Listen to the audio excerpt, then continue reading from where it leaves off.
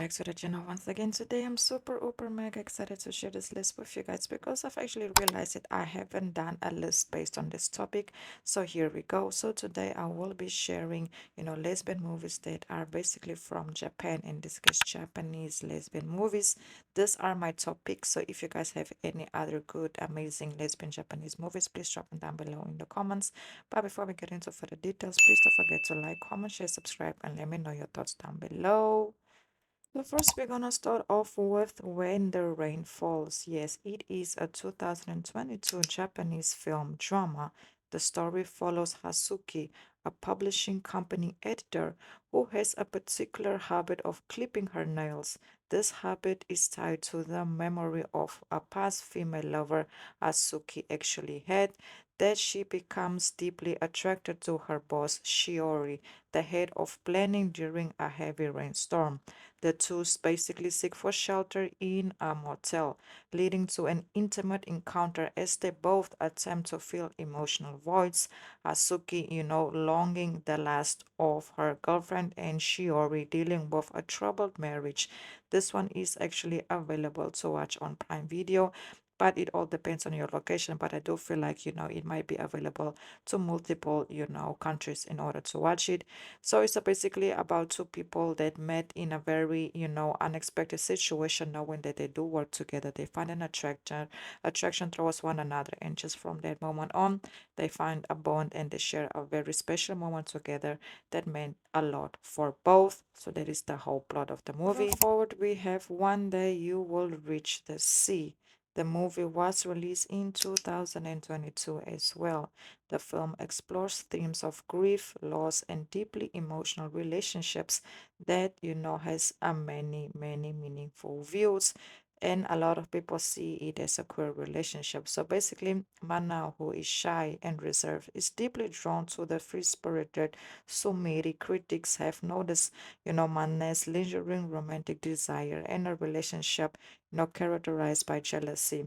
After Sumeri disappears in the 2011 Tokuhu tsunami, Banda's 5 years later search for the truth is driven by hidden feelings. So basically, it's all about you having this emotional connection towards someone that means a lot to you. You end up losing this person, and now you are seeking for this person 5 years later, based on the memories and the feelings that you are driven towards this person, towards you, or you in this case towards that person. This one is available to watch on Netflix. Once again, it depends on your location. It depends on where you're gonna be watching it from, because the content on Netflix variate, according to your region. And then we have A Bride for Rip Van Winkle. Hopefully, I have pronounced it correctly.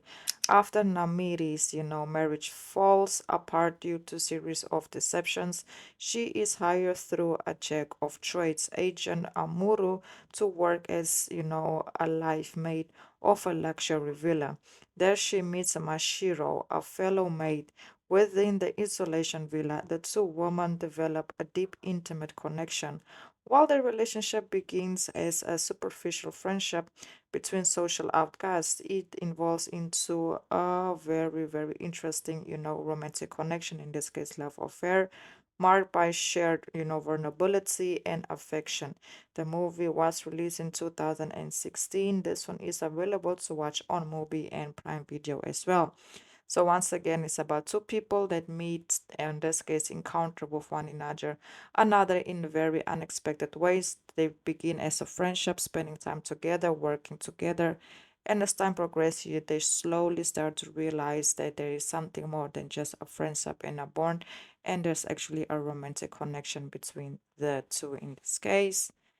Then moving forward, we have Mangi, and this one is a 2023 Japanese film, obviously, drama film. The film follows the story of Sonoko, a bored married woman who develops a passionate and a complex relationship with a beautiful fellow art student named Misuku. As their affair intensifies, the dynamic begins to affect and involve their respected partners, leading to a complex web of jealousy, manipulation, and also shocking twist of, the whole situation.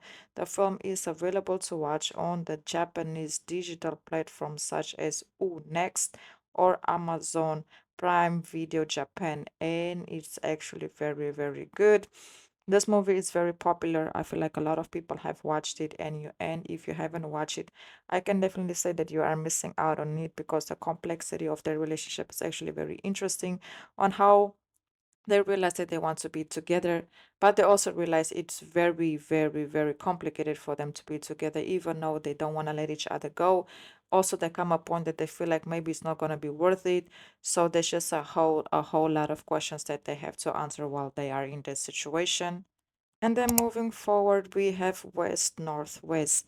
This one is a 2015 film. It explores the intersecting lives of three women in modern day, Japan, focusing on themes of orientation, cultural identity, and religion as well. Kei is a young lesbian who works as a bartender.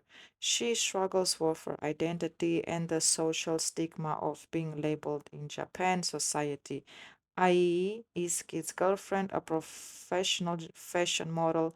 She is deeply insecure and becomes jealous as Kay grows distance from her. So basically, they came a point where they were starting to grow out of each other, but even though they were still in a situation and a relationship together, they just feel like, they were going their separate ways slowly but surely. This one is also available to watch on Prime Video, but once again, it will all depend, and you have to check the availability according to your region. So if you guys have also watched this one, let me know your thoughts down below in the comments. Yes, it definitely caught my attention because I feel like it looks very good. The quality is good, and what I've seen based on the trailer, it looks like a really, really, really good film. And then moving forward, we have Farewell Song. The movie was released in 2019. The plot centers on the complicated relationship between the two members of the indie music duo Haru Lu. Hanu is a lesbian who is deeply in love with her, bandmate Leo. Her songs are written as expressions of her, unrequested longing for Leo. Leo has a strong, intimate bond with Haru, and in some interpretations, they can basically see a traditional romance building slowly but surely. However, Haru's, resistance to a direct emotional connection creates a barrier. It is listed on Netflix, but once again, you have to check it, the availability of the movie according to your region and location. So this one is more fun. It's about two people that are in the same band. They like each other, but they're not sure if they want to take the next step because they also don't want to ruin the relationship that they have, as, bandmates and just working together or as on like with music. But later on, they realize, that it was just time for them to basically take that next step and take things furthermore in a romantic level. So yes, guys, that's basically it. Please don't forget to like, comment, share, subscribe, and thank you so much for all the love and all the support. It 100 trillion% doesn't go unnoticed. And I also want to say, if you guys know any other amazing Japanese lesbian movies, please drop it down below in the comments. Until the next video, and goodbye.